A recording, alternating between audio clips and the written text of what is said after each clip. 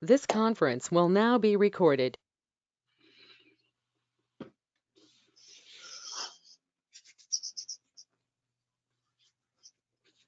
Is it spring yet? It's snowing in West Goshen. Super. For real? Yeah, I just looked out my window and it's snowing. Fantastic. You see the snow off the spotlight. I was like, enough. Fantastic. And Sunday again too, so. Well, they're split on that right now. Oh, good. Good. They said Out the to Euro. Sunday. They said the Euro is showing it, but the GFS is not. So it's Uh-oh. apparently it's either really dry or really bad. There's like no in between. So Fantastic. As long as we don't get 30 inches like Allentown, I won't care. So yeah, they got slammed. they did.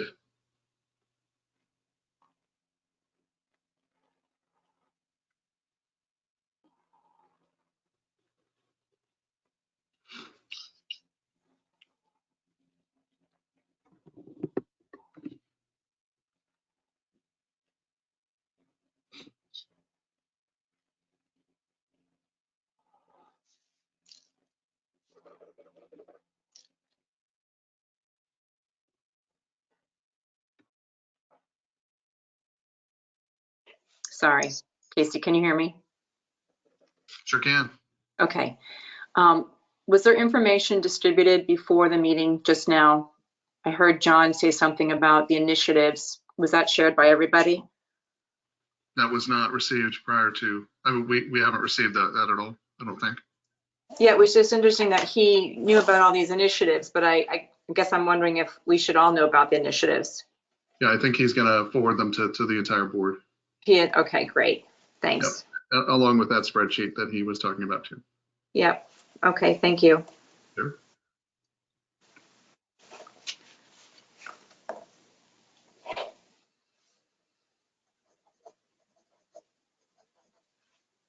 Hey, Derek. Hello. Hey, Bill. Yeah, so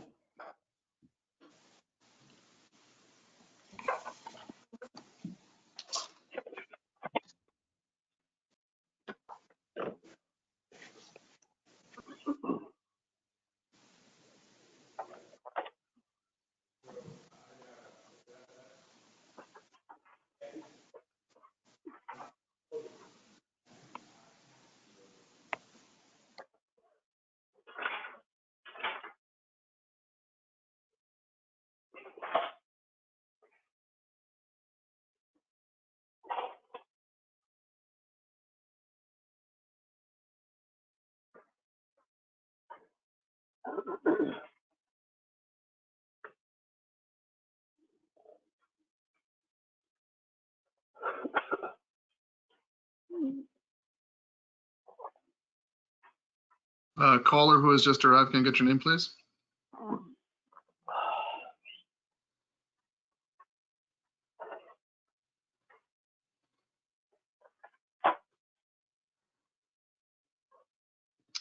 Hugh, is that you by chance?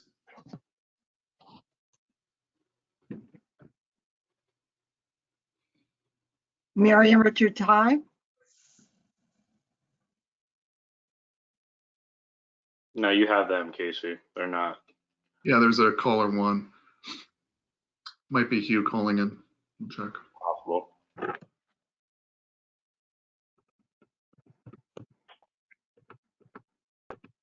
That's me, Casey. Gotcha. Caller number 2. Thanks, Hugh.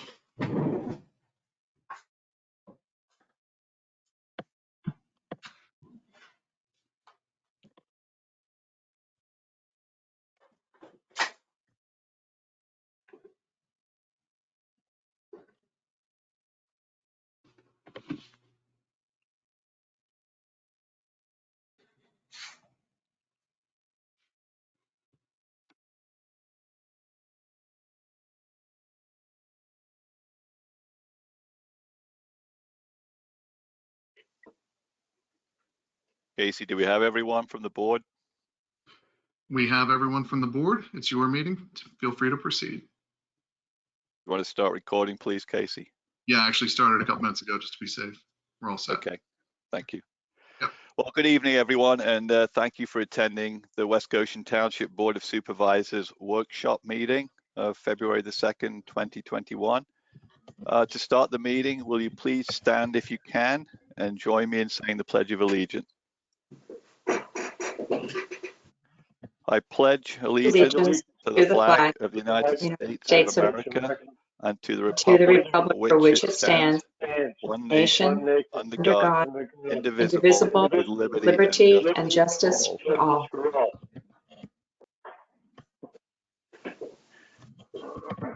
Thank you.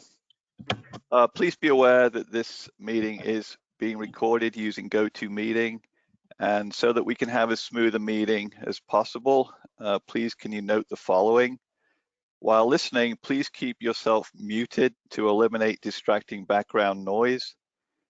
Each agenda item requiring a vote will proceed with a motion and a second by a board member, followed first by board member comments and questions, and then second by public comment and questions before a roll call vote is taken.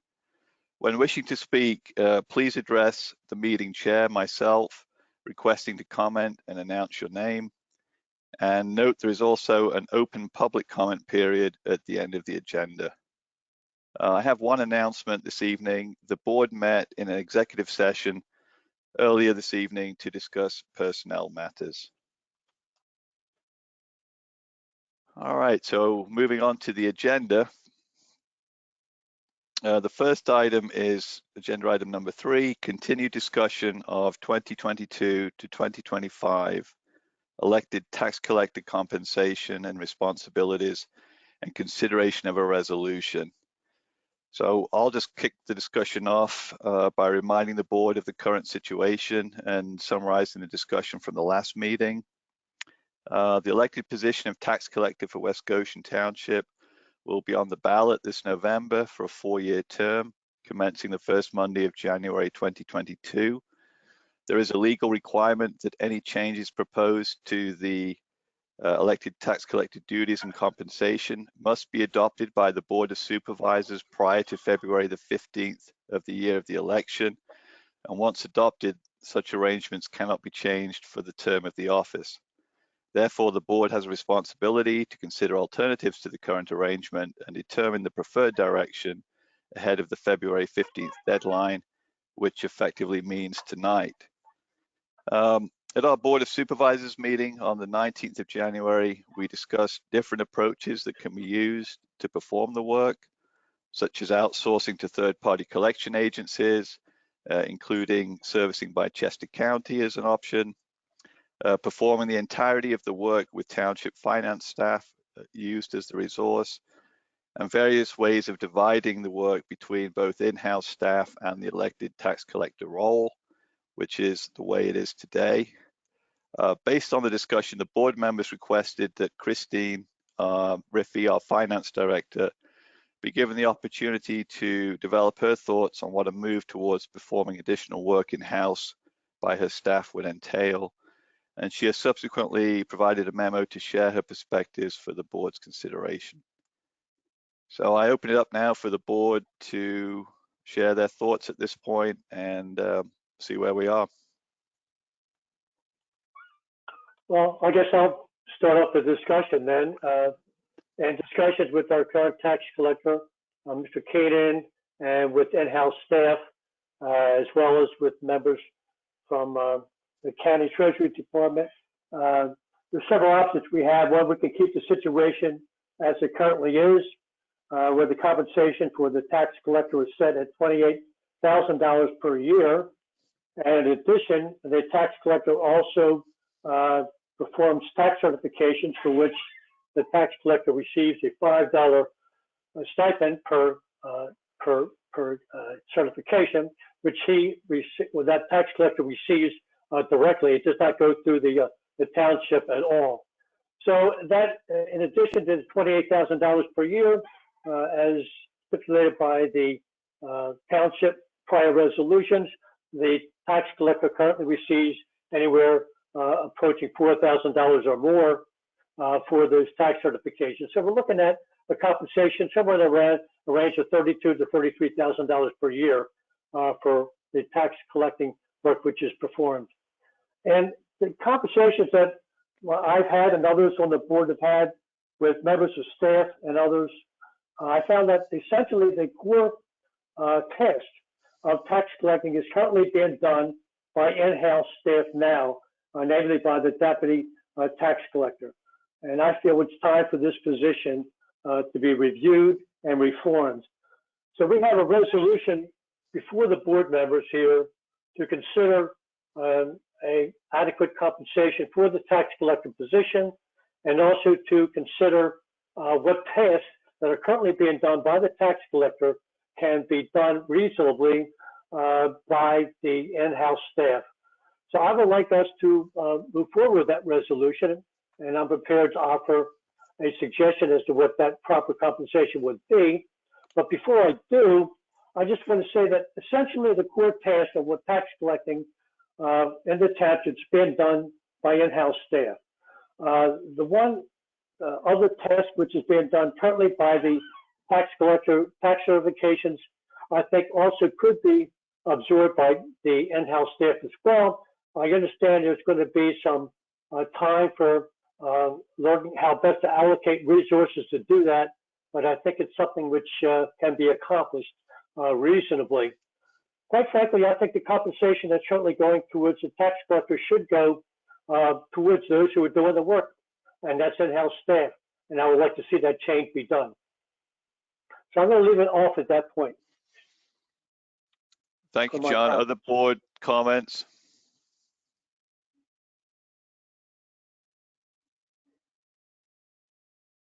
Robin, you're muted. Trying to make sure I don't get any static. So if we're going to still have the tax collector involved with the certifications, are you suggesting that that fee that he normally gets, which I believe is about $5 per certification, that so we would basically exclude him from obtaining any of that, any of those fees? That's correct, because the people going to tax certifications would be, you know, the in-house staff. So the money would be coming to the township.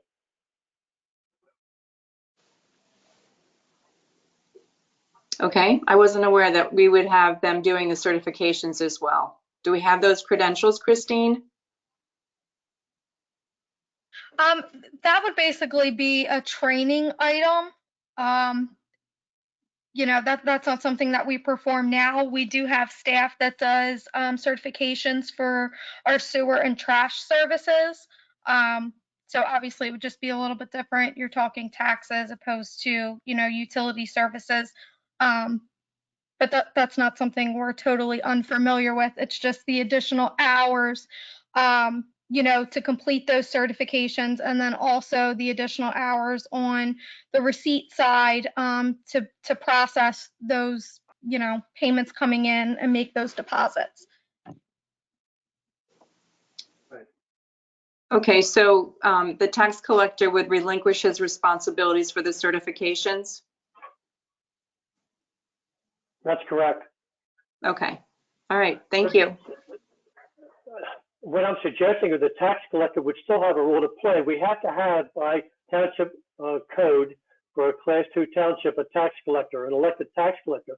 That position would not go away, but the tax collector would essentially be an executive position or executive role dealing with, number one, the reconciliation of the monthly report that has to be given to the township by the tax collector.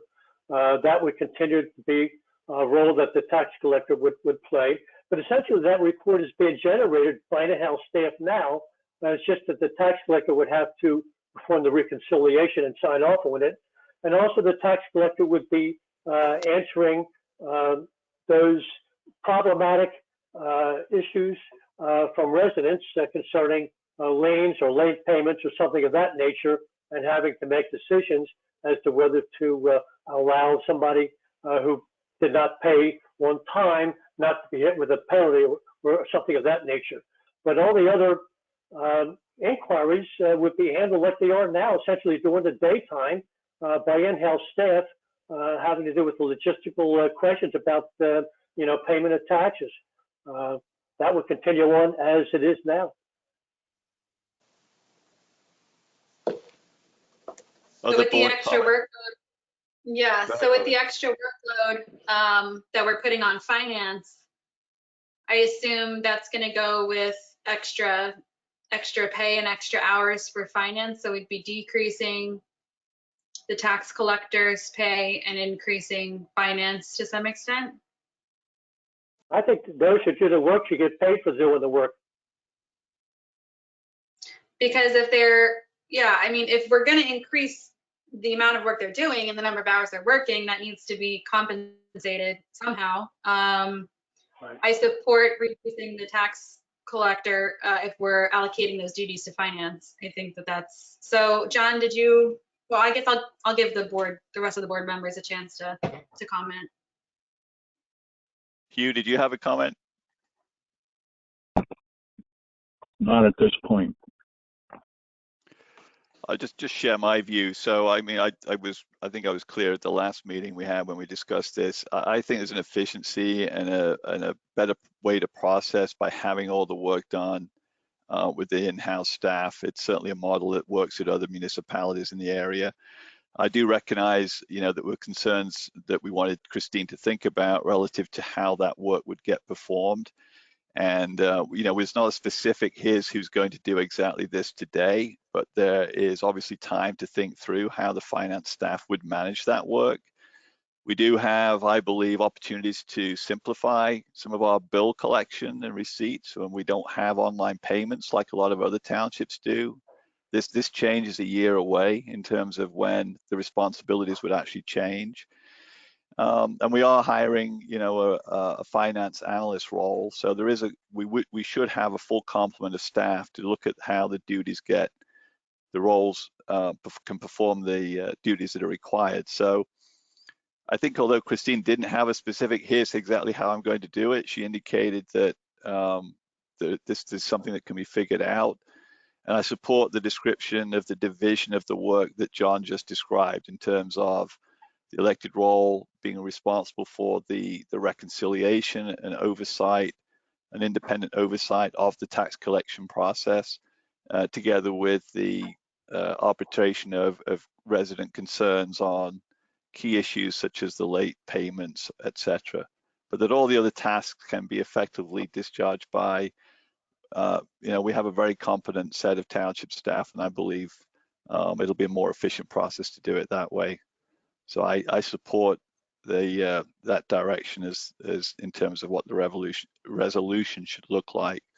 In terms of a specific compensation for the tax collector role, given that change in responsibilities, I would suggest that $1,000 per annum would be appropriate for that level of oversight and dealing with certain critical resident concerns. Are you making a motion to that effect, Sean? I was just sharing my opinion. I just wanted to see if the board wanted to continue to deliberate it at this point. And so what would it look like as far as the increase in finances for increase in pay for finance staff? So I would look to Christine to say you have some, we're going to be saving money now, $30,000 that we're not paying an elected tax role and the certification fees that would come in-house. How would you, as the director of the team, have, use some of that money, hopefully not all of it, to administer the additional steps that are being done outside? I mean, we think they're in the order of 400 to 500 hours of work. Is some temporary clerical support needed at certain times of the year? Is it just a look at how we could maybe automate some of these other fee collection systems and free up some time from staff, and generally look at how productivity could be increased so that when this change occurs, we can save quite a lot of that money. Christine, do you want to weigh in on any further thoughts at this point? I know you've shared your memo with the board. No, I do think, it's definitely an increase in hours. I think that most of the issue is that, yes, it's 450 hours per year, but it's not going to be equally paced throughout the year. And that's where some of the issues could come in. If we were to say 450 hours across, 52 weeks, that's an extra 8 hours a week, which is one full work day per week. But that's not how it's going to go. It's kind of cyclical. And, there's months that are busier and there's months that aren't. So that's really the main concern that I have is, some of those peak tax months, you get to a point where there's only so many hours in the day. And so I do think that that's a concern because we're not talking about, an equally paced, increments throughout the year. There's going to be times where it could be 50 hours a week. It's hard to say. Do you think that one solution to that situation would be some additional temporary help for a month or two just to get through a busy period? That could definitely be an option. Like I outlined in my memo, we're really not going to know until we try to implement something. We're going to have to try some different things and see what works and what doesn't. And,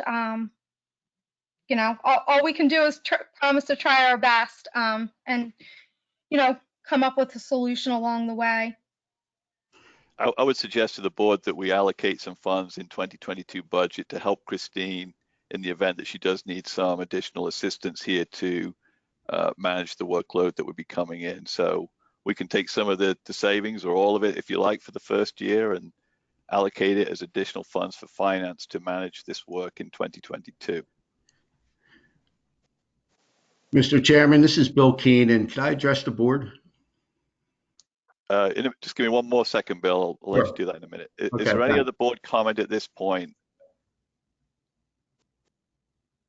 Okay, go ahead, Bill. Go ahead, Ashley. I'm sorry. No, like I said earlier, I support this. I'm just, I'm listening to Christine and, I share her concerns. And if this is something the board collectively decides that we want to do, I will support it. But I also want us to be ready to help our staff should they need it, Mm-hmm. Yeah. Okay, thanks, Ashley. Go ahead, Bill. Thanks, Sean. First of all, last meeting, we talked about, I guess the board had talked about reaching out. You had reached out to East Goshen, who has it in-house, and it seemed to be working fine for them. Were you able to get what it cost East Goshen to provide for the real estate tax collection process, what it's costing them internally? I did not get that. I don't know if Christine, in your conversation, you were drilled down to that level. No, my discussion did not. It was more, I was looking for data to see, how they have it allocated between their staff and what their volume, look like on a, monthly basis. Mm-hmm. So I guess where I'm headed with this is my role as the tax collector. You had mentioned about the reconciliations. I'm actually doing the reconciliations, and even though I have assistance from the township, I'm putting my name on all of that information. I don't think the elected tax collector would be comfortable doing that if he's not integrally involved in the process. And like I mentioned to the board last time, I'm spending anywhere between 500 and 600 hours annually on this. And I know the residents, I know the properties, and the process. And although you may be able to bring it in-house, the actual cost to the township right now, the tax collection process is a little under $50,000.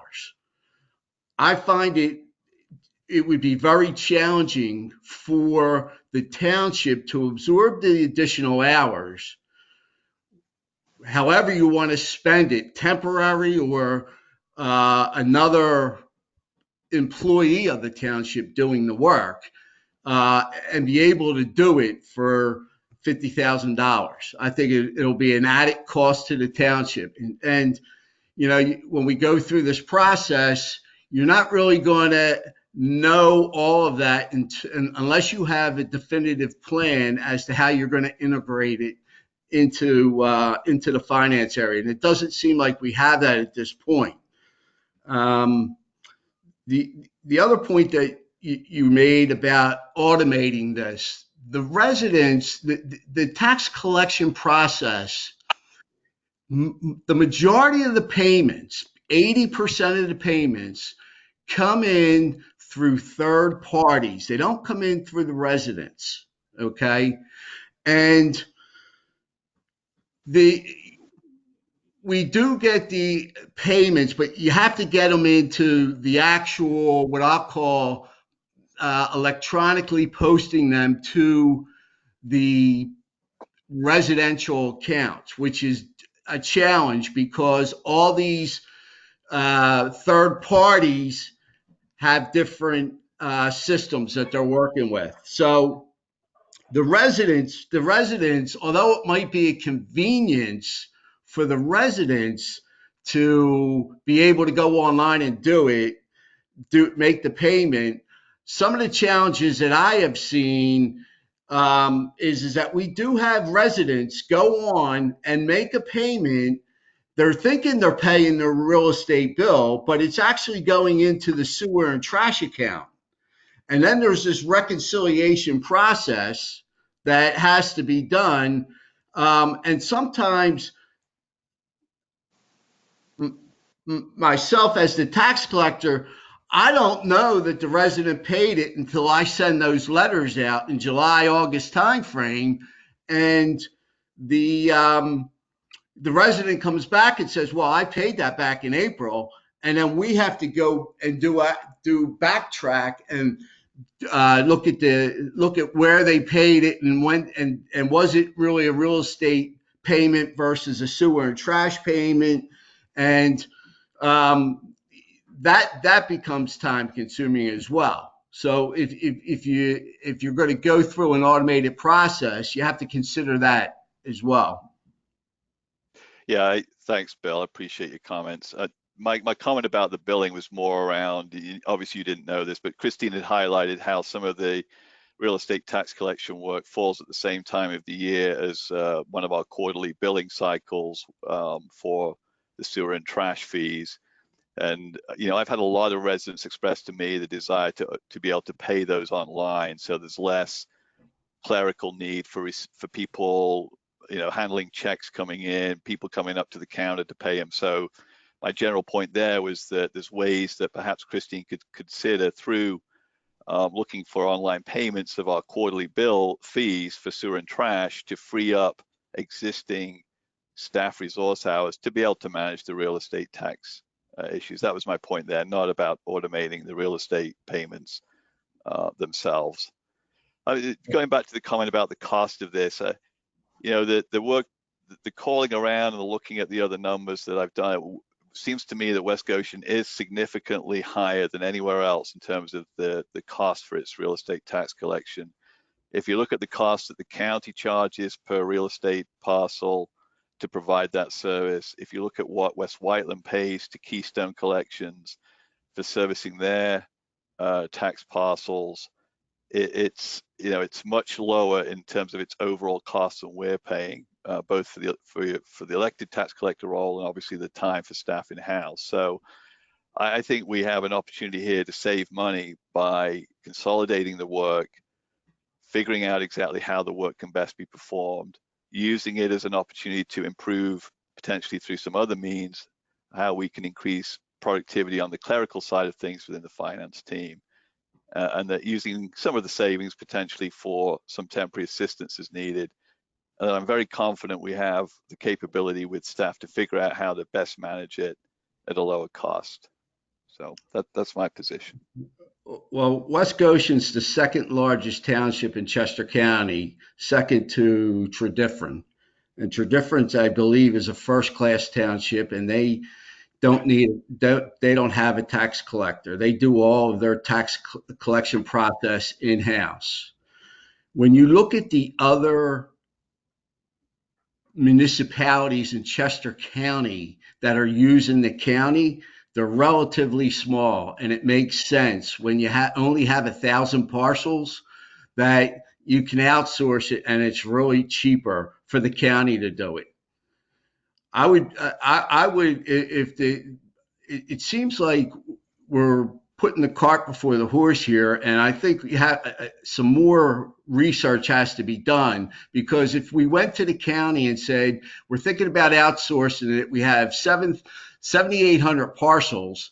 Can you give us a bid on what it would cost you to do that? I think 7,800 parcels to the county may even put them over the the hump where they would have to add some staffing costs to handle it. You're right, Bill. I mean, the county is not accepting new municipalities to provide a tax service at this time, but the cost for them to service what they have is lower than what we're experiencing. So you're right about it's not an option, and we're too late in the game here in terms of a deadline of February the 15th to want to look at going to an outsourced collection agency. The fees, like I said, for West Whiteland, that does use Keystone at the moment, we're in the order of that $2 a tax parcel for the cost, and they have similar, or if not slightly more, tax parcels, I believe, than West Goshen. So that is a substantially lower cost than we're paying. And if I could just weigh in on that, I also reached out to the county, and they informed me that they charge $1.75 per tax parcel to send out a bill. So if that would apply to us with 7,800 tax parcels, that would be under $14,000. And who would be responding to the residential calls? Is Keystone doing that? Yes. Well, like we said, right So now, for West Whiteland, Keystone does do it, Bill. And initially, when I talked with the township manager, they were concerned about that loss of customer resident interface, if you like, with township staff or the elected position. But the response was that it settled down very quickly, and residents know where they're going to go, and they get a fast response, and it's not an issue. Yep. And most people call during regular daytime hours anyway, so they'll be talking in-house staff like you do now. Well, I handle a number of calls as well, and the residents are very grateful that I'm calling them on the evenings or on the weekends. So. Appreciate that, Bill, and that's something that tax collectors could continue to do.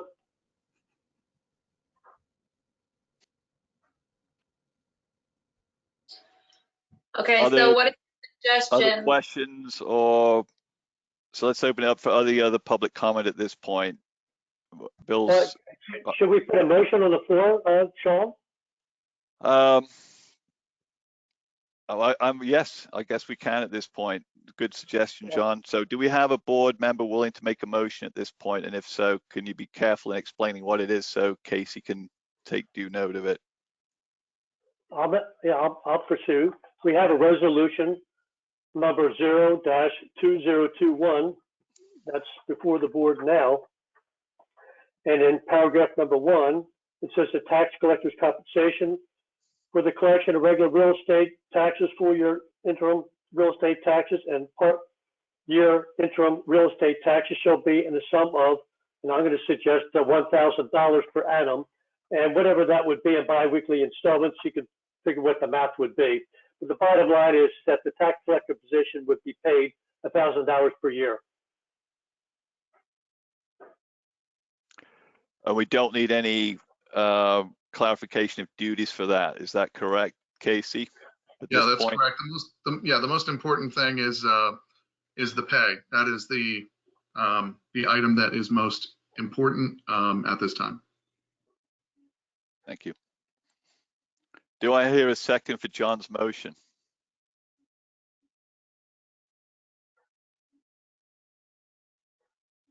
I will second the I will motion send then. it. Robin? Yes, I'm sorry, I still have it on mute, but no, I opened it up. Yep. Okay, so we have a motion and a second. Is there any further board discussion on the motion? Hearing none. Other public comments, please. Hi, it's Margie. Go ahead, Margie. I would like to thank the board for taking this under discussion and making this move. It's my understanding that the deputy tax collector does do, as you discussed last meeting, about 95% of the clerical work. Obviously, tax collectors are elected positions, and if they're not satisfied with that, they don't have to run for re-election. And as noted before, we have 3 elected auditors, and they don't get paid but maybe $90 a year for attending a meeting. And we always have 3 elected auditors, even though they don't audit. So thank you for taking this bold move and saving the taxpayers $27,000. Thank you for your comments, Margie. Are there any other public comments?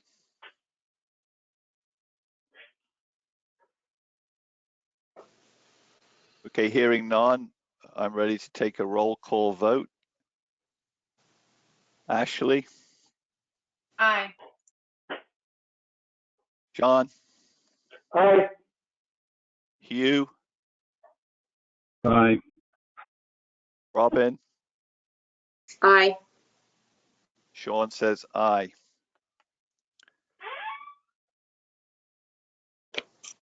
Motion passes. Casey, you got the vote 5-0.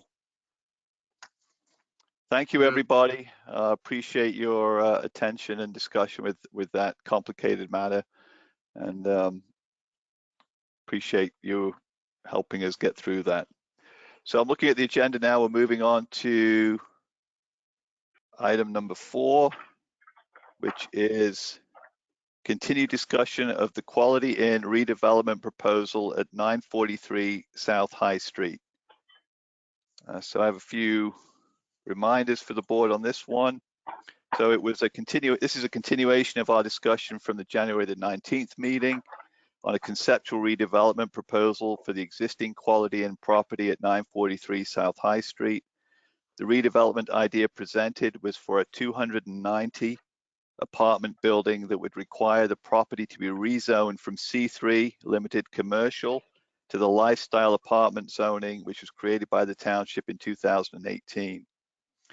At the meeting in January, we discussed several issues, including the current use and zoning of the property, problems with criminal incidents occurring at the motel, the potential for redevelopment under the existing zoning, traffic access, both in and out to the property, and heavy traffic congestion and traffic safety considerations in that area. And so at this point, I'm opening it up after further reflection. Does the board have any additional questions? And what are the board member opinions or ideas as to whether to proceed with this requested rezoning?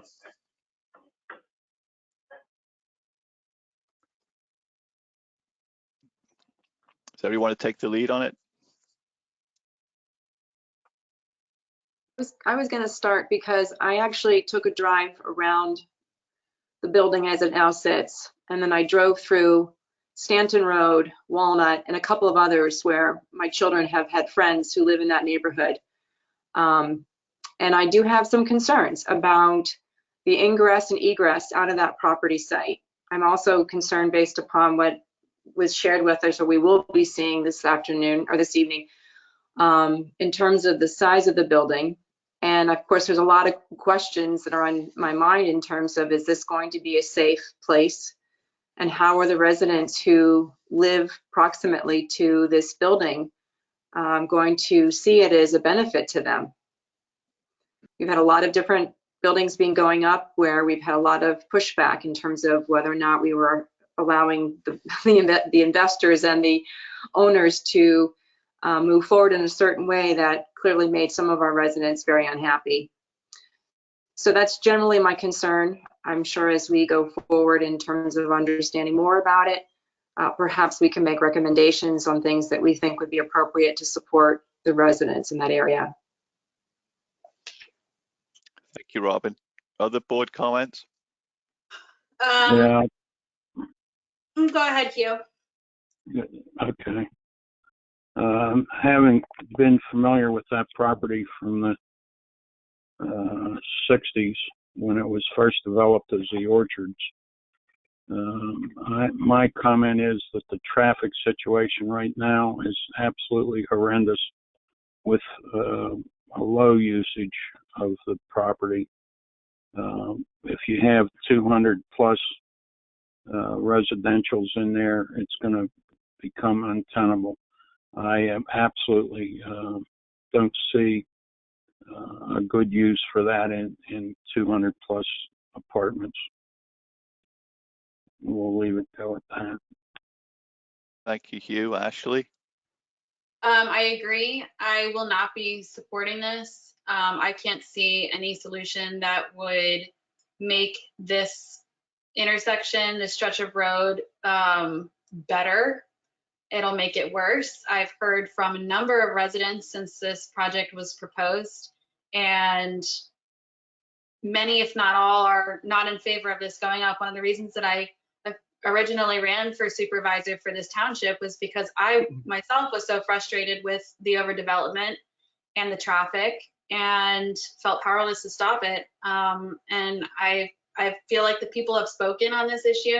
I'm sure that there are some here tonight that wish to voice their opinions about it, but I won't be supporting this. Okay, thank you, Ashley. John, did you want to make a comment? Yes, we have gotten ourselves in a situation where we create these magnets of congestion. Right down the street from this proposed development, we have the Point and now the Lexar apartment complexes. And every time a developer comes in, they say, oh, the traffic study says it won't have any appreciable increase in traffic or traffic congestion. That's just hard for me to understand and accept that, quite frankly. With that being said, I think if the developer could come up with some kind of way of dealing with the traffic congestion, that might be something more palatable to consider. Because I know a lot of the people who do live close by to that Hilton Inn would like to see it go away because of the problems that it attracts as a magnet. There's a lot of drug busts going on there. The police have made many, many calls there for fights and so on and so forth. It's just brings a real black eye to that community for those folks who live along Walnut Street and all that. So they would like to see it go away. The question is with what?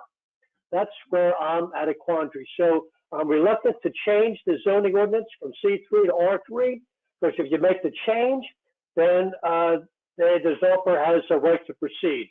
Even if it's under conditional use, nevertheless, they can go ahead and proceed with the development.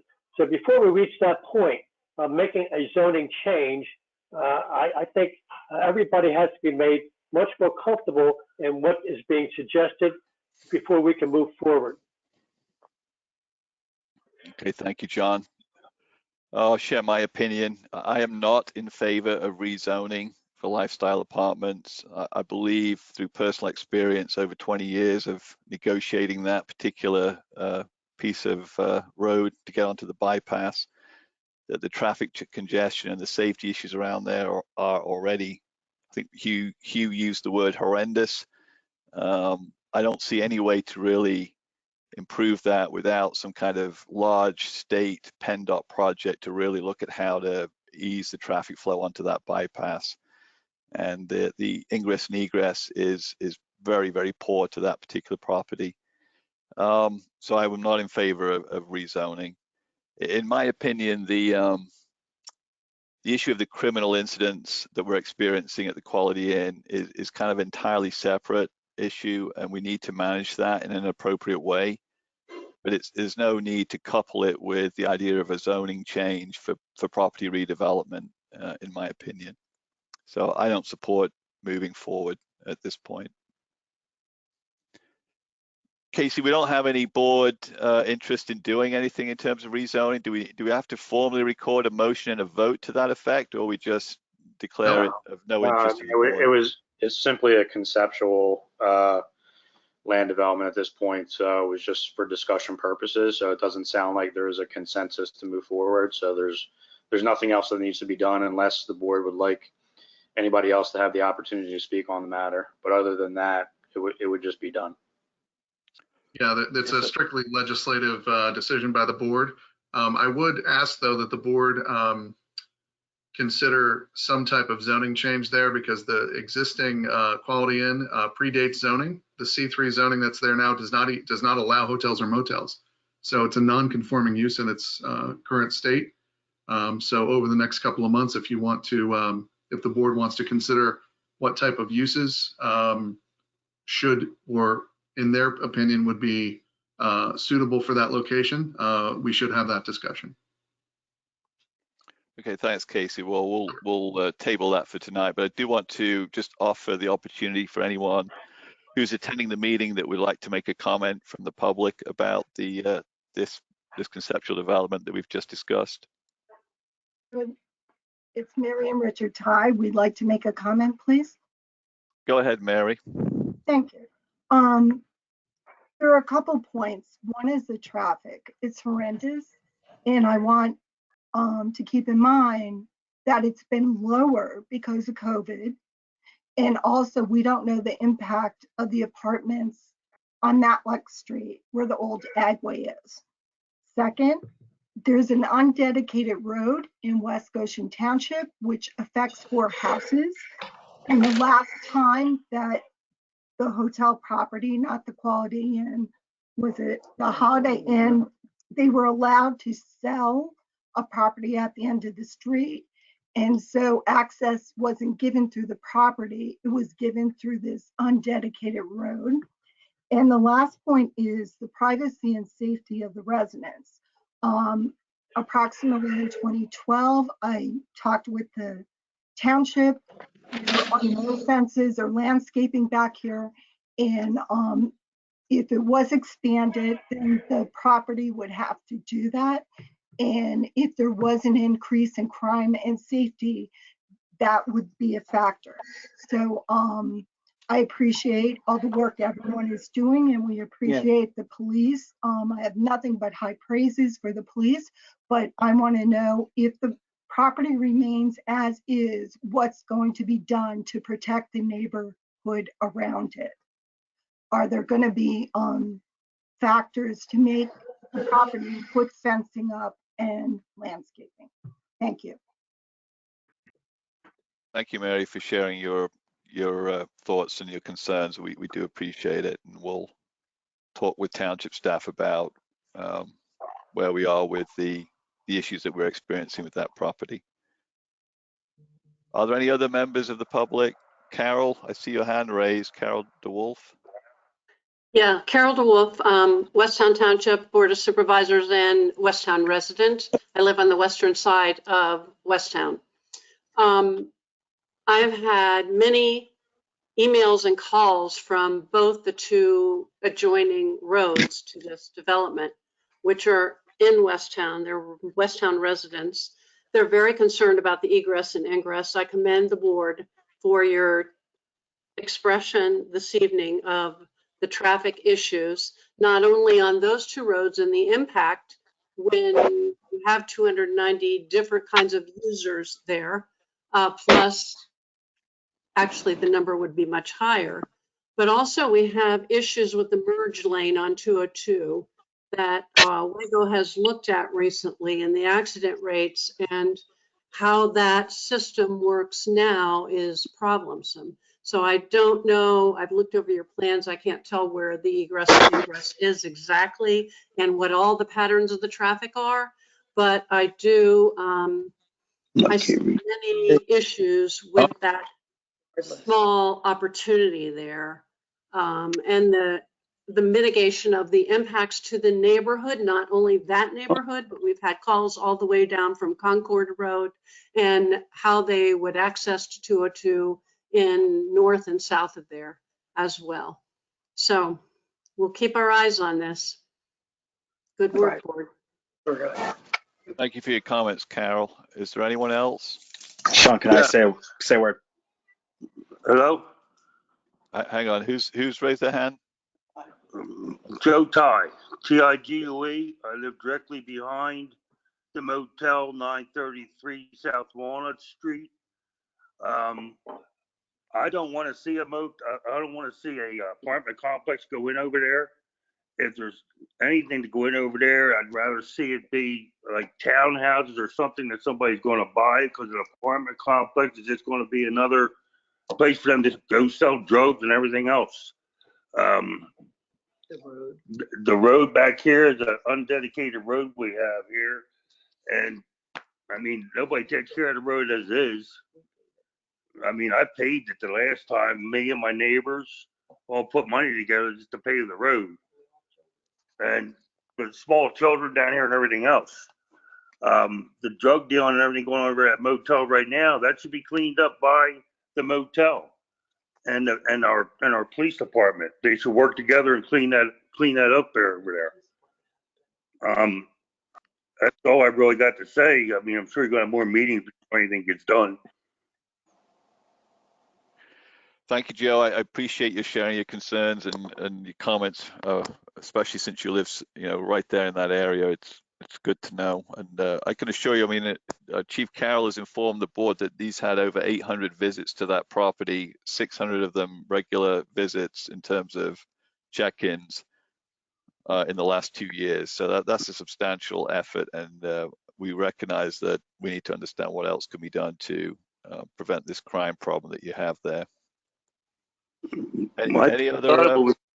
A lot of it's on the motel itself. And then as far as traffic, you talk about the point over there and everything. Try to get by there around 5 o'clock at night or 4:30 in the evening. Try to just get down the road at Matlack Street.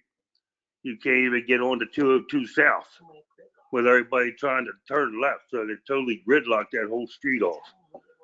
So that's another issue. Yep. Thank you for sharing. Are there any other members of the public with a comment they would like to make? Sean, can I jump in here? I'm not sure how to raise the hand here. Yeah, go ahead.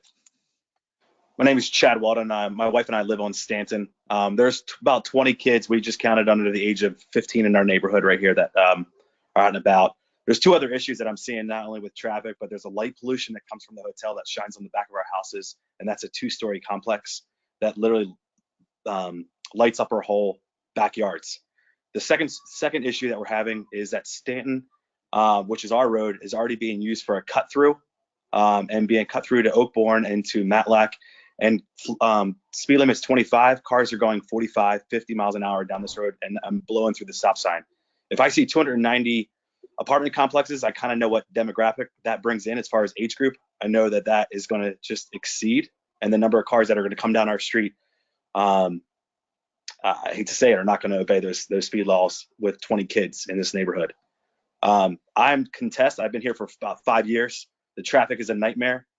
You adding that, I think what needs to be proposed there is going to be some sort of there's a great place, the Creamery, or a great place at Trader Joe's, something along those lines. It's a 9 to 5 that cuts out traffic. But those are my two major concerns. Other issues are going to be down the road. If that goes in, is going to be sewer issues, water issues that we're going to have to, and we're talking about from Westtown. So I'm not sure how that's all going to work out. So those are my major concerns that I just wanted to address to the board. Thank you for sharing, Chad. We appreciate you attending and providing your concerns. Well, if I could just speak, Lou Colagreco on behalf of the applicant. I appreciate all the comments that we've heard this evening, and I just wanted to summarize why we brought this before the board in the first instance. I think the Chief Carroll accurately at the last meeting dispelled the concept that your modern apartment complexes that have been approved in the township are somehow create their own crime problems or their own police calls. In fact, when compared to the hotel usage, it's not even close. I mean, they're model operations, and they operate just as they were, as was represented to the township. Very few police calls, very few incidents. As for the traffic, the point we were trying to make is that because the hotel is an underperforming asset right now, doesn't mean it will always be an underperforming asset. When the hotel was operating at full capacity with banquet facilities, the traffic was much greater than anything that this apartment house would generate. No one may want to hear that, and we may have been lulled into a false sense of what exists back there, but COVID will pass. That site will probably resume as some sort of operation, banquet facility, banquet halls, and with no obligation to do anything about the traffic. It is zoned for that use, and it can continue that use. What we were trying to bring to the table was a use that would, a dialogue, since we would be asking for rezoning, that could hopefully solve some of these issues that we've heard articulated tonight. The one gentleman just spoke of lighting. I dare say that the hotel lighting is non-conforming. The site was approved 35 years ago. I have to think that its current lighting is not up to code. That would prevent some of the issues that we're talking about now with the new use. I don't know that there's been any complaints about light pollution from the Point or any of your new apartment complexes, but I could stand corrected on that. They appear to be, I drive by them every day, they seem to be fine. But we were also offering to put the seed money in to making some of these PennDOT improvements to traffic that now is problematic. We all agree to that. But PennDOT has no money. And we were offering to contribute. I'm getting echo here. I hope it's not bothering anybody. We were offering to contribute seed money to begin the design process for that to occur. For PennDOT to start implementing some of the design changes that it put forth in its studies, which Westtown is probably familiar with and which West Goshen is familiar with, but there's no money for anyone to begin any design of any of this. And we were going to be the catalyst for that. We were going to develop on the existing footprint of the current apartment complex. So the land development disruption to the property itself would be minimal. And we were trying to engage, or we were willing to engage with the sustainability committee to try and implement an apartment house that could perhaps be a prototypical development for West Goshen to point to going forward. So what we were bringing to the table was offering to change the status quo. If there's problems with private roads and fencing and landscaping and abutting property owners, all that can be addressed in the context of this application. It won't be addressed absent the hotel, changing to some other use. So that's all we were trying to do, is get a dialogue going. If there's some way we could marry these concerns with our project, if our project fixing some of these things, that's what we were putting on the table. If everyone thinks that that's not possible, that there's no way that an apartment house can fix any of these problems, then certainly the board, that's your direction. But there is a way that we can resolve many of what I've heard in resident comments tonight, not perfectly, but absent a reuse of that property and absent a redevelopment of that property, no one's going to fix it. No one's going to do anything. The police may make more calls there. I agree. You could probably segregate, the crime issue, but that's up to you as a township. How much resource do you want to expend on that? I'm talking about the other issues, the land development issues. So we can help, we can make a difference in that regard, but if no one thinks we can, or if it's just off anyone's radar that we couldn't possibly be part of a solution, then we'll stand down, we'll go away, and whatever else happens to this site will happen to this site. And Lou, I just want to highlight to you that Matt may have to leave in a few minutes if you're needed. for. Yeah, I don't think we're going to end any detailed discussion on traffic tonight. I mean, Matt Hammond, traffic consultant here, Matt heard the comments, but I was just suggesting to the board that if you did want to hear more on this, as one of the supervisors suggested, there might be the possibility that we can be part of a solution. I mean, there just might be that remote possibility that this could make things better than what you could see in the future on the property. That's all. Lou, thank you for your comments. We appreciate you all attending here with your team, and you raised a couple of good points. I think the overriding thing for me is this idea that the traffic would not be impacted. I just like John Hellman said earlier. We know the studies get done. The study you presented last time did show an increase in traffic from the townhomes.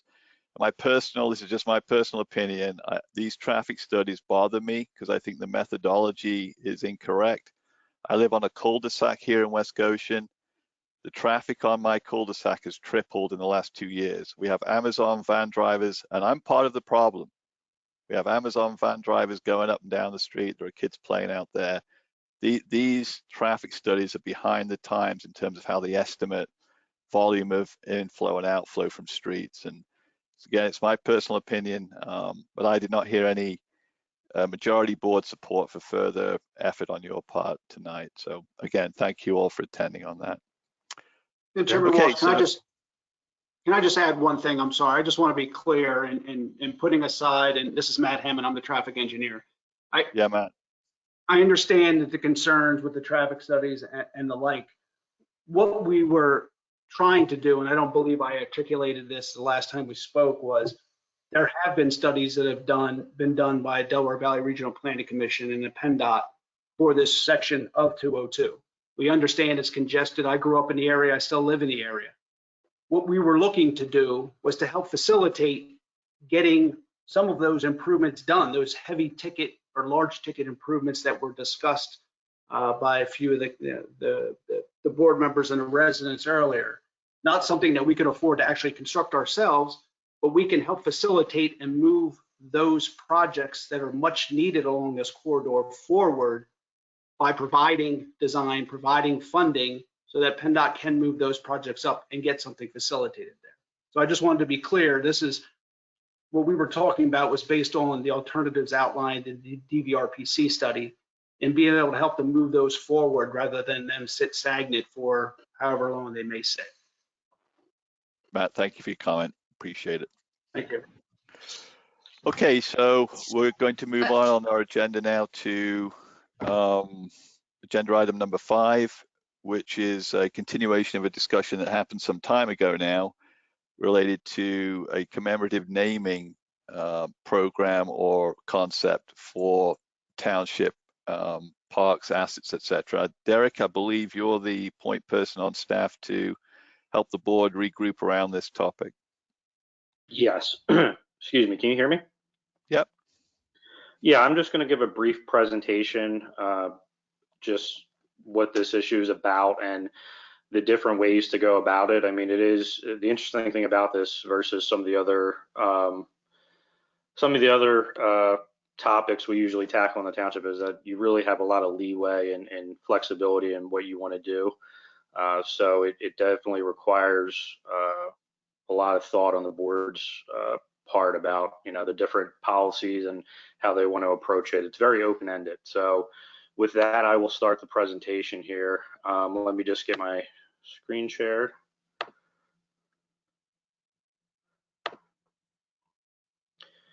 And can everybody see that? Yes, I can see it. Okay.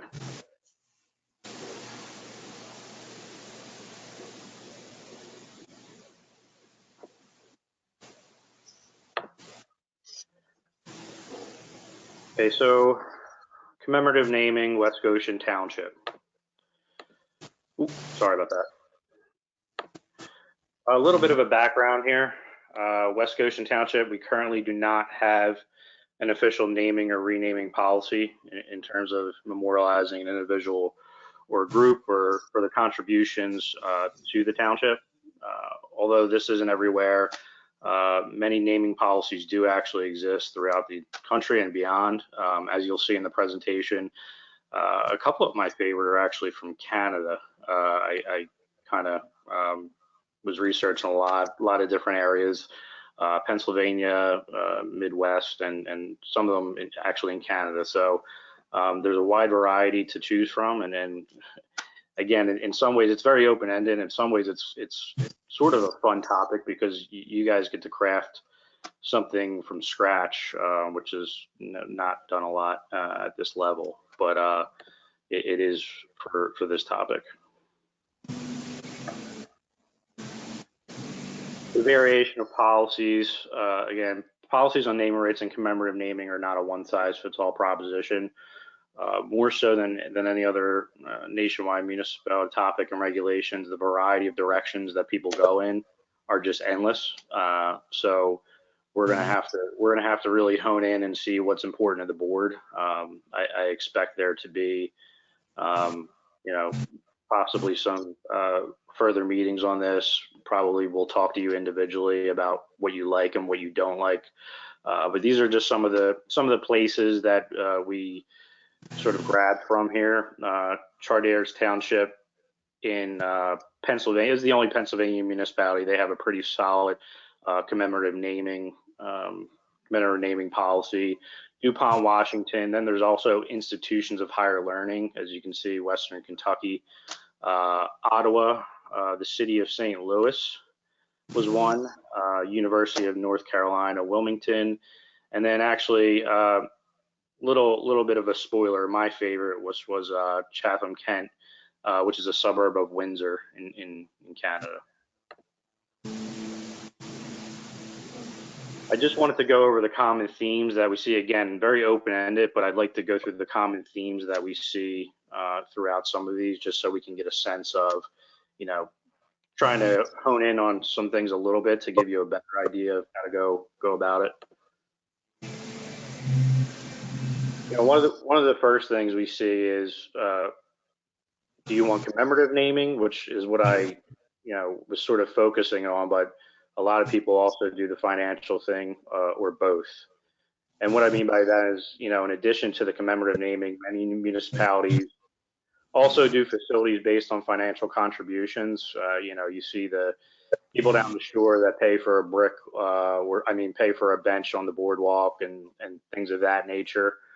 I wasn't focusing on that really when it came to this presentation of this policy, but I just wanted to put that out there, that it is an option, and some municipalities do in fact do that.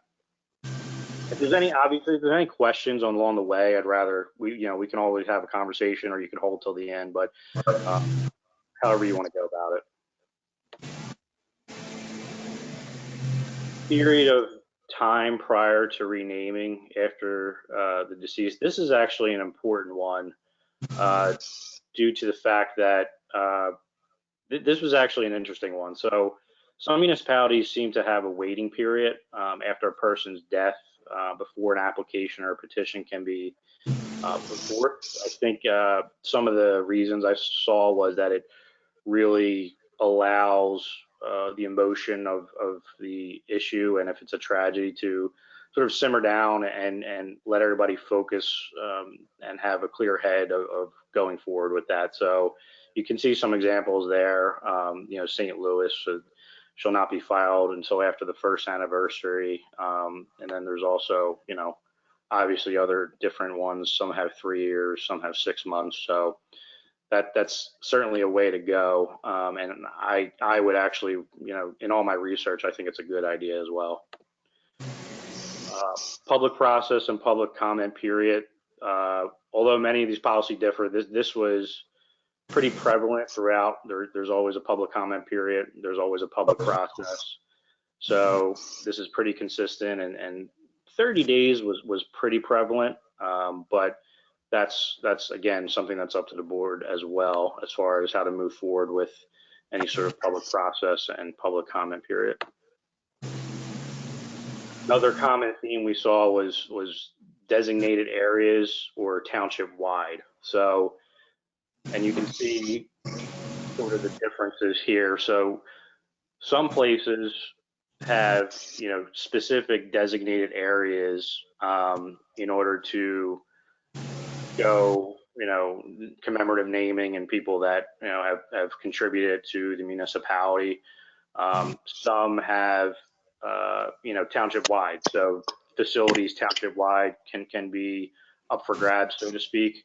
But then there was others that would rather have that cohesive area in order to name after, and not necessarily name, but for instance, Montgomery Township, I believe, and I think this is on one of the slides, but Montgomery Township has a place called Memorial Grove where they sort of send everybody in order to, remember the people that have contributed to the municipality over decades. This is just some other, examples of broad renaming. Chartiers Township in Western Pennsylvania and DuPont, Washington. And then this is actually the Montgomery Township. They have a Memorial Grove, so that designated area, if you will.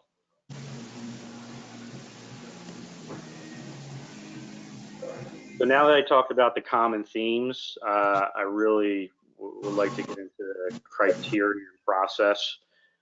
This is sort of the meat and potatoes of how I wanted to present this to the board in order to get a better idea of how this process would start, but also how it would continue long term. So we have, criteria, process, and then decisions. So that's the easiest way to think about this whole thing here. The criteria, what requirements are we going to make individual or historic events? And I put that in there because there are places that name things after historic events. You think of 9/11 and things of that nature. So we need to have, it starts with criteria. We need to have that criteria in place in order to say what qualifies and what doesn't qualify. And then the process. So how does the individual or group supposed to go about such that request? Many municipalities do it differently. There's definitely ways in which to go. Chatham-Kent, which is why I liked it, was very rigid about how if this is the request, then this is how you go about it. So I like that rigidness of administratively being able to follow that. And then decision. Who makes the final decision on the naming or renaming requests, and how do they go about making it? So those are the three ways in which I want the board to start thinking about this. Criteria for commemorative naming. It's a high bar. And what I mean by that is absent any financial contribution, it seems that most municipalities did want to have a strict criteria when evaluating the individual's contributions, whether or not they warrant a commemorative naming. Now, I think that's based on the fact that, not everybody can get a plaque, not everybody can get something named after them. That's just the reality of kind of how things are. So, in all the municipalities that I researched, I feel like the bar was pretty high and exactly, what the criteria was.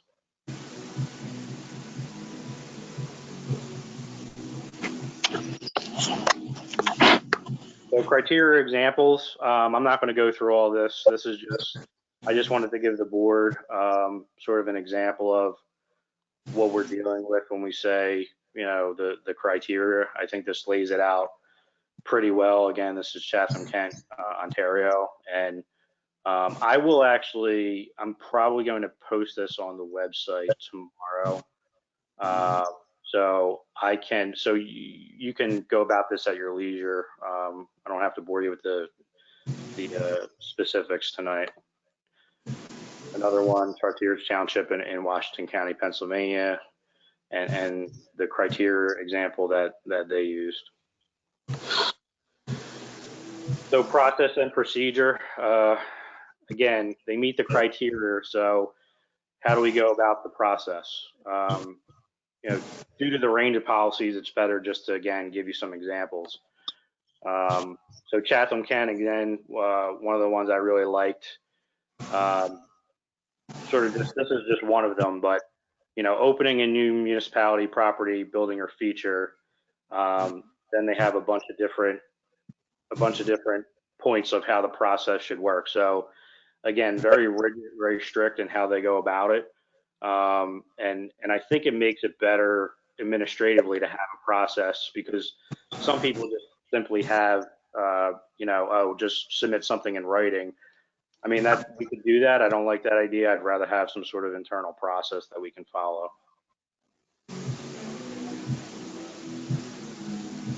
Again, Chartiers Township. So this is just more process and procedure example. So there we go.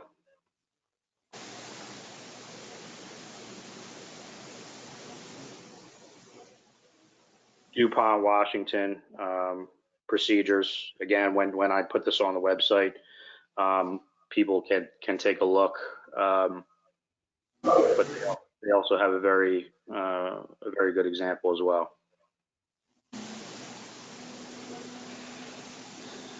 So decision. So hint, the decision is up to the Board of Supervisors. So it's even though there's a wide variety of ways to go about this as far as the criteria in the process, the governing body always is really making the decision at the end of the day. After we get done administratively what we need to get done, then we can bring it to the board, and the board can make the final decision on the commemorative naming. So this is kind of what I meant. I just wanted to show you what I meant by how open-ended it is, because these are all policy questions that really need to be asked. And this isn't an all-inclusive list. This is just some examples, but this may be one of those things where we implement and we have to redo at times, because there's just so many open-ended questions that we may not think about until after the fact. But obviously we're going to try, but there is quite a bit for this policy to entail. So do we want to limit it to certain public facilities? Do we just want to limit it to parks and open space? Do we want to include buildings? Again, does the board want that financial contribution component? Up until this point, I thought no, but if I hear something otherwise, then that's something that is up to the board. Just individuals or other entities. Do you want to be able to do commemorative naming for nonprofits that do a lot of good in the area, or families, etc.? Again, I brought up the historical events. Some people do that. Specific designated areas, which we already covered. Would that be the way to go, or do you want more of a township-wide application to this? Length of time deceased before initiating an application. Obviously, for commemorative naming, much of it focuses on people that are no longer with us. So what would you prefer in that area? Did the person have to have an official capacity? Some people have that. They had to be a board member. They had to be a staff member. So there was no outside, just they were a resident and we want to do a naming for them. That's sort of more along the lines of a financial contribution. How tough do we want to get on criteria? Again, I know there was a high bar throughout, but that's, again, something for the board. Naming or just renaming. Some people had policies that nothing already built could be named, just renaming for new facilities. So that's another thing to consider. An official application, or have the nominator simply write up sort of what I was talking about, simply have the nominator write up some sort of one-page thing of why they think somebody should actually be nominated for commemorative naming.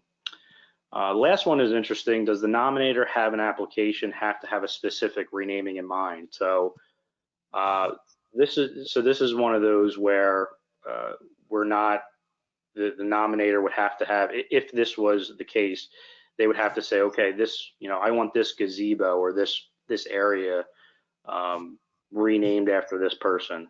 So whatever the case may be, versus just a blanket, I want something named after this person. So they have to have a specific request of a renaming versus just a blanket, I want something renamed.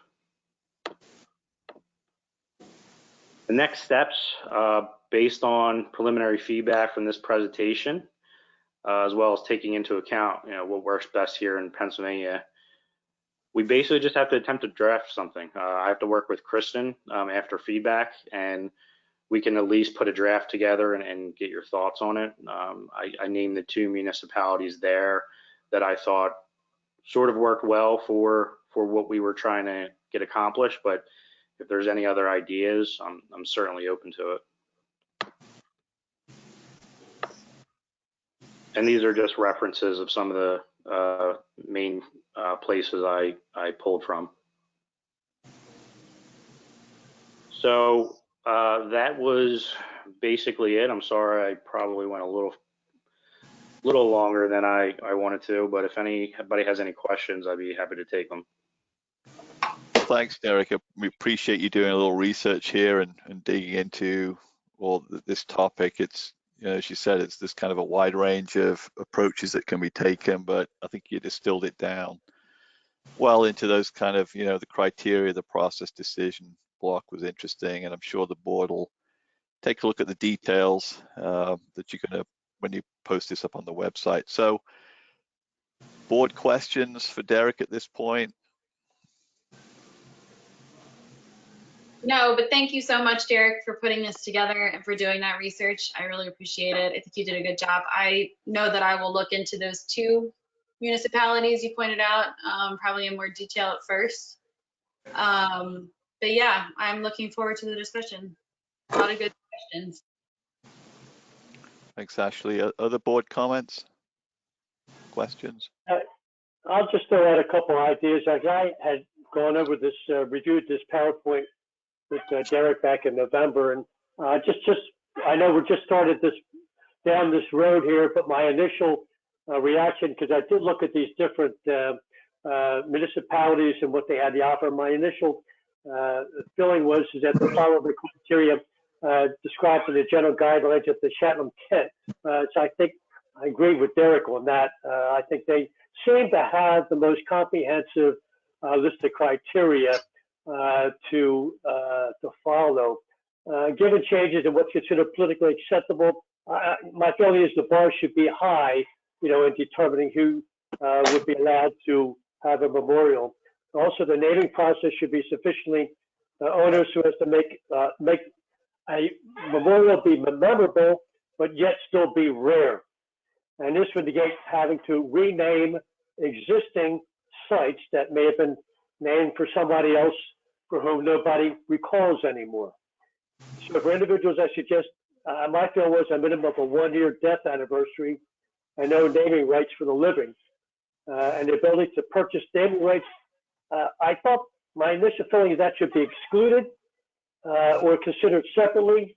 I know the schools and a lot of these sports teams have gone that way to raise money, but I don't know if we want to go there at this point. But maybe someday that might be appropriate. But that was my initial feeling about it.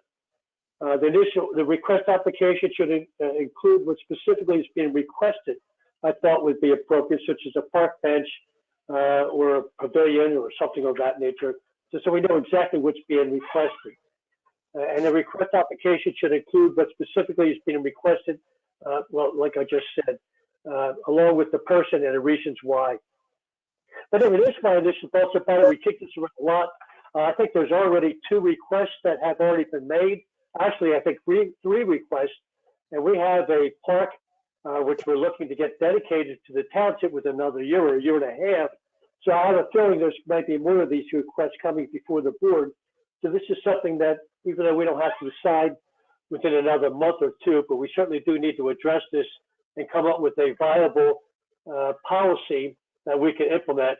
And I think Derek's right. It's something we're going to have to fine tune as we see how it's being implemented and what kind of situations you run up into. So I'm looking forward to this whole process, something we need to take care of. Thanks, John. Robin or Hugh, any thoughts? Nope, I'm glad that things are moving in this direction, getting a policy in place. And I think one thing that might be helpful, Derek, is for you to sketch out some of these areas that you think the board should look at so that we can start deciding in terms of what we think might be helpful and useful. I think I've mentioned in the past that I'm not in favor right now of having residents have to pay to provide a contribution. I really would like to see this be a simple process where we have equity across anyone who comes to us to ask for a recognition of one of their loved ones or one of the organizations that that person may have participated in. Between the township building and the police department, you know, there's that one little area where there are already some placards up for residents who have been recognized. And I think having the ability to carve out some of these special places, similar to what Derek was showing us from one of the townships in Montgomery County, to identify those areas in our township where people could find some solace and some happiness of being in one of our parks, knowing that maybe one of those members that they are recommending for naming, it would make it very special for them and all the people that they know who would have known that one individual. So just some ideas. I think it's important to keep our minds open and about that, and we do have a lot of amazing places. I think the other reason I'm not too, one thing I am also not in favor of is I'm not in favor of applying naming to any of our existing buildings. So the township buildings, if down the road within Jerakian property there were opportunities, that would probably be better. For more people who are now living there who probably don't know much about West Goshen to maybe learn about some of these people. But I do think we should take this as an initial effort, and then if things get more complicated and we feel as though we have the ability to expand it, then we could move on after that. Okay, thanks, Robin. Hugh, any thoughts you want to share? Not at this point, thank you. I have a kind of reference question for Casey or Derek. The parks that we have now and the names that they have, what is the history behind that? Or Hugh, either if you know too, that'd be great. I have no idea. So Yeah, those parks are ancient. The newest park is Community Park, and I believe we're coming up on the 25th anniversary of that. The board at the time, from my understanding, did not name it after a person. They wanted to name it for the community. That's why it's called Community Park. So those other Cooper Smith, Lambert, I know who Bob Lambert is. That was before me. He was a former supervisor. That park was named after him in 2005. That was dedicated in 2005. But our other existing parks, I don't know the history. That goes way beyond 50, 60 years ago. I'll go to my all-time favorite reference. Hugh, have you any thoughts about those older parks? I'm gonna ask him the same thing. He's the historian. When you were a young firefighter back in the 50s? Yeah. Now, careful. I might resemble that remark. Yeah. No, in the 60s, please. Okay. No, I don't have any comments. That goes back to John Flagg's era. And I'll be honest with you, I wasn't paying much attention to that sort of thing. I was too busy chasing girls. All right. Oh boy. Thanks for sharing, Hugh. we may want to end the meeting. I think so. Again, Derek, thanks for your work on that, and the board should take a look at what you're going to post, and then we'll have you put the onus. You reach out to us and get the feedback that you need as you shape it up with the next step. Yeah, sounds good. So last agenda item tonight is: are there any public comments that anyone would like to make? Hi, it's Margie. Go ahead, Margie. Hi, going forward, would the board entertain a policy whereby any conceptual plans that come before it in the future that the board at least have those plans, at least whatever you want to set, whether it's 72 hours or when you get the board packet on a Wednesday or Thursday for the following Tuesday. So one, you have the opportunity to do your own investigation on anything that's coming. The residents would also be informed. And then most importantly, the residents that it's going to directly affect. Because I've seen it happen over the years where the board unfortunately is just left flat-footed sometimes because you're getting this information sometimes the day of. And I don't think it's fair to you. I don't think it's fair to the citizens, and I don't think it's fair to the developers either. So just something to consider. It may have prevented the second meeting tonight had you all had a little more time, and the neighboring residents and neighboring municipalities. So just something to think about. Thank you. Thank you, Margie. I do appreciate your comment, because I remember when the developer got on the agenda at the 11th hour for some proposal for the I forget what it was. It was at the West Goshen Shopping Center. I think it was apartments. And we asked staff not to let that happen again the day of. For this particular one, we knew it was going to be on the agenda. We didn't have the slides that were put together. They probably put those together relatively late in the day, knowing that they were then on the agenda for us.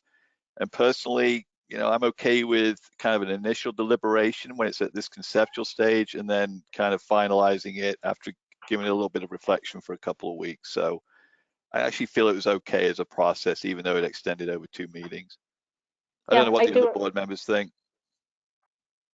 Yeah, I agree with you. I think historically we've always had something previewed to us, and then they would come back with more details and more explanation for us to then evaluate. Yeah. I think, if I can comment, I think that presenting the concept is the right approach. Then the developer himself or herself doesn't have a lot of money invested in a lawyer, etc. The other thing I wanted to ask about, Sean, do we have to declare a snow emergency? Oh, good point. Yeah, Casey, you remember for the situation, do you need the board to make an emergency declaration tonight? Yeah, the board needs to do that. I know Governor Wolf has declared a disaster area, so whether we'll get funding or not I mean, we were not hit hard down here compared to Allentown. So, but the disaster declaration was for the entire state. So if someone wants to make that motion from, well, I can't remember what I suggested, Sunday noon to I think today noon.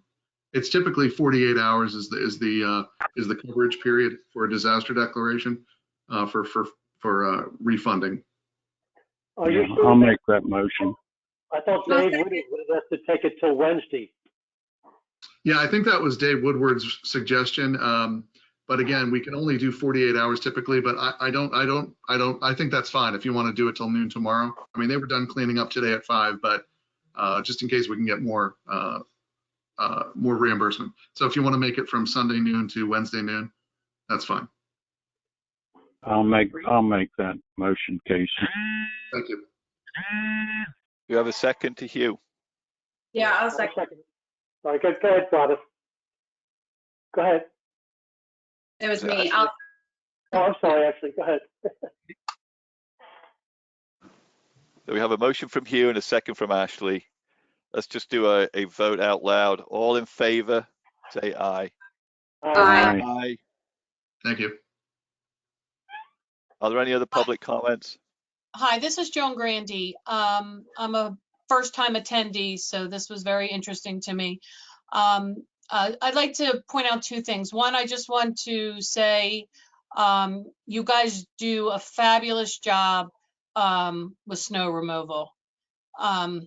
I've seen, a lot of my friends' areas in different parts of the county, and it looks like, somebody was out there with a Tonka truck. So kudos to our, workers for that. The other issue that I wanted to bring up is I live down the street from the Wawa at the corner of Route 3 and 5 Points Road. And if you're around that Wawa in the morning or lunchtime or in the evening, it is an absolute cluster. There's just cars going all different directions, blocking lanes.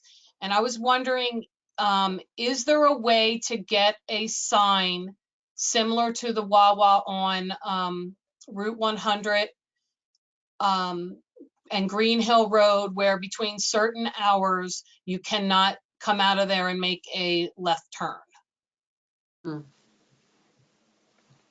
I really wish the gentleman that did the traffic study was, still on the line, because I cannot understand how that was approved.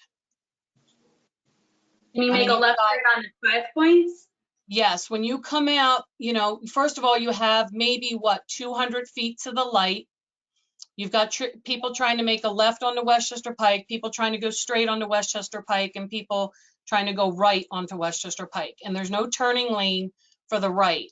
So what happens is, people get tired of waiting and they just pull out and they block the people coming south, from Paoli Pike. And then, and then you have people, they just pull out in front of you. Yeah. I don't understand why, they don't go out Westchester Pike if they're going east.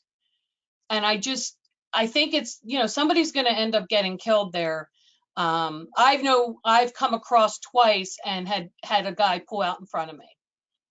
Yeah, no, I agree with you. It's an extremely busy area, and especially you have the CVS too. So people are going into the CVS, and then sometimes they're cutting out through that exit as well.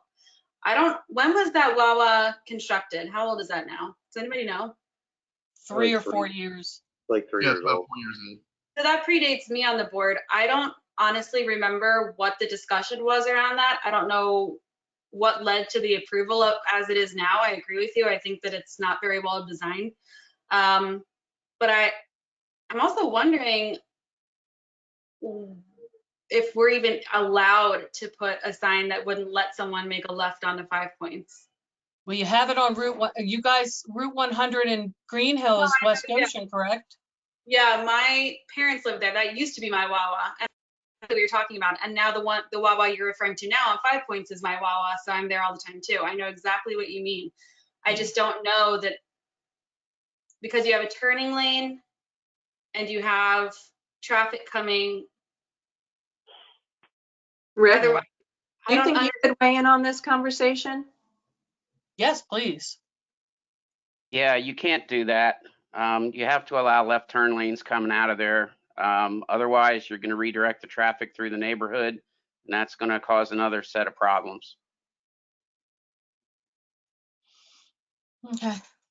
Even at a certain time of day, Rick, you can't restrict it. I mean, what about this analogy up here at my Wawa, which is the Green Hill Pottstown Pike, where there's no left turn south on Pottstown Pike for certain periods of the day? Is that because it's a PennDOT road? You can still make a left at the light from Pottstown and Sunset Hollow. If you can't make a left from this exit out onto 5 Points, and you literally can't make a left, you'd have to make a right and go around neighborhoods to get back out onto Route 3 West. Okay, so it's not apples to apples. Okay. Yeah. No, not. I'd suggest our traffic safety group in the PD take a look at it. Well, if if the township's ever short of money, just have the police department sit there, because in one light you have 3 or 4 people running it. I mean, it's dangerous. I mean, very dangerous. The lights are short, and you can't extend the lights, because then you back up the traffic going east and west. So can I just ask Casey and Derek, or whoever was on the board when this was approved, do you recall the conversations that were being had between Wawa and the board? And I definitely remember the land development. I do not remember the specifics of the traffic conversations. I know it's a by right use, so Yep. it didn't need any zoning variances like we were talking about earlier tonight, which is, obviously when you're looking at from a traffic perspective and, it's a by right use, they sort of have to go by the book and exactly what's allowed there. But I mean, I agree with Joan. It's not the most ideal situation, but Ashley is correct in that I think the other one is not apples to apples because of the ability to do a left-hand turn in another way. So I don't remember the specifics. I remember overall thinking it's not as ideal as some of the other Wawas in the area, but it was a by right use at that point. So when that happens, we're already past that. We kind of get down to saldo, and I don't remember anything extraordinary about having any crazy debates about it. I don't know if Rick does. No, there weren't any crazy debates. There was, at a point in time, some consideration of using a mountable traffic island instead of the striping. That might be something we want to take a look at, and maybe providing some better channelization of that traffic, which might help prevent people from doing stupid stuff. I mean, probably not ever going to totally stop that, but might be able to improve it somewhat. Yeah. I mean, it's not a bad idea. If you see the traffic that's coming from, say, for example, the township building on 5 Points Road, they gun it to get through, to get over to the Wawa. And lots of different ways people are coming into that entrance. And I've even seen people who try to leave onto Westchester Pike to go across the 2 lanes to get into the turning lane on the left-hand side, to go up to north. It gets very crazy. And I worry now much more than I've ever had living near here because of it. I've had way too many cars basically gun it while I'm trying to make a left-hand turn into the Wawa, but they were going to go ahead and go faster than me and, cut me off. And I'm really happy to hear that this resident is coming forward with this. And if we can look into it, we need to. Yeah. So what is the next step, Casey? Rick? Well, just an aside, Rick hit on it. I do recall conversations with the board, whether individually and private, with me, that they were concerned about requiring a right-hand turn out of that entrance and going south. Because if you do that, like Rick said, you have to go either into the neighborhoods and come back out onto Route 3, which would cause, the first right there, you can kind of wend your way around. They wanted to keep traffic on 3 and on 5 Points. So that was a consideration at the time. We can have the police traffic unit through Chief Carroll look at that turning movement if the board wants to investigate that. But I'm not sure what kind of legal recourse we have to make a change now. It was, like Derek said, it was a by right use, a lawfully approved use. So I'm not sure if we could impose some type of traffic restriction at this time, but that's up to our attorneys. I mean, even if it's not being able to be imposed, maybe we can have a conversation with Wawa. Yep. I will say the other thing about just making them turn out on the Route 3 on the other side is sometimes when people have to go straight through 3 on and stay on North 5 Points or toward North 5 Points, if you're going out Route 3 and making that right, you cannot get in that left hand. You cannot get in that left hand lane to turn. I've tried.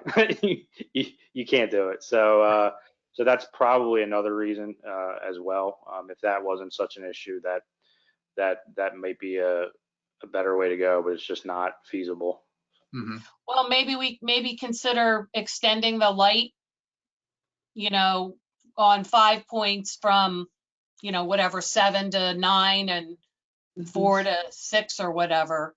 So I will say we have tweaked, and that actually brings up a good point, because believe it or not, that when it first started 3 years ago, that intersection was way worse than it is right now. I mean, it was terrible when that development first went in. Rick and I got together because of that, and there was a lot of tweaking to that light. I mean, we can look into if there's a more ideal way in order to tweak it even more, but there has been tweaking of that light over the last 3 years better to accommodate traffic both ways.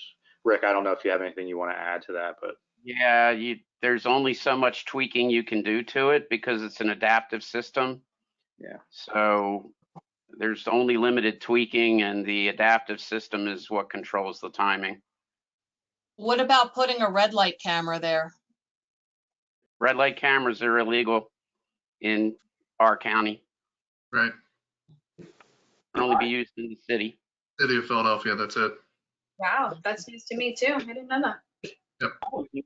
News. So do we Well, knock thank you. down every I suggestion at this appreciate point? your listening. Joan, Well, thank you so much for bringing that up. Truly, I'm with you. I hear you on it. It's frustrating. So rather just finish it up, I just want to ask Rick one last question. You mentioned some kind of traffic island to kind of stop some of the worst behavior. Is that still an idea on the table, or did we eliminate it at some point in the conversation? I think that would be a good thing to look into. Can we ask that you please do that then? Yeah, Sean, I do recall that being discussed in public. I'll research the minutes on that back then because if I recall correctly, I think the residents did not want to see that type of structure put in because it made it look a little industrial as opposed to just hash mark paint. But that's going back 4 years. I'd have to check the record and see what we have. Could you please do that then? I think you're correct on that, Casey, but with the traffic situation being the way it is now, that attitude might be different. I think you might be right. And is that considered a calming process if you were to have one of those barriers?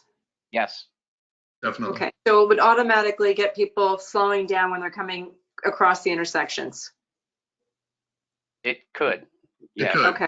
It's obviously user perception. So definitely. Okay, so Casey, you took that action, right? Yes. Yeah, I'll check that out tomorrow. Definitely. Thank you. Thank you, Joan. Is there any other public comment?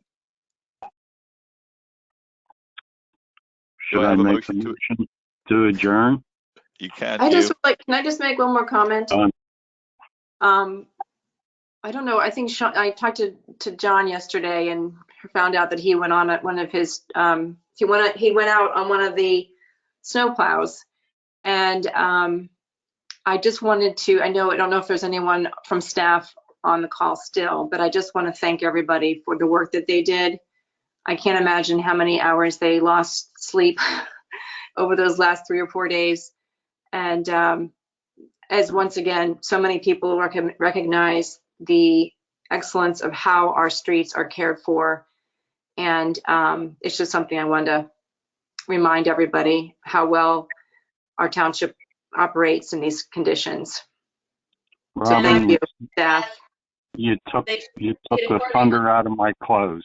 Oh, I'm sorry. Well, go ahead. Raise some thunder. That's okay. I was going to say, as part of my motion to adjourn, that a special accolade should go to the road crews and the jobs they did on our streets. Totally agree. Thank you. And I would like to add that they should be paid accordingly. And I guess we'll have that conversation tomorrow. All right, well, we'll all second that motion because it sounds a very good one. We appreciate it to all our staff, and thanks, Hugh. So I'll second Hugh's motion. Can we all say aye to adjourn? Aye. Aye. Thank you, everyone. Thank you. Bye-bye. Good night. Good night. Night. Good night, everybody.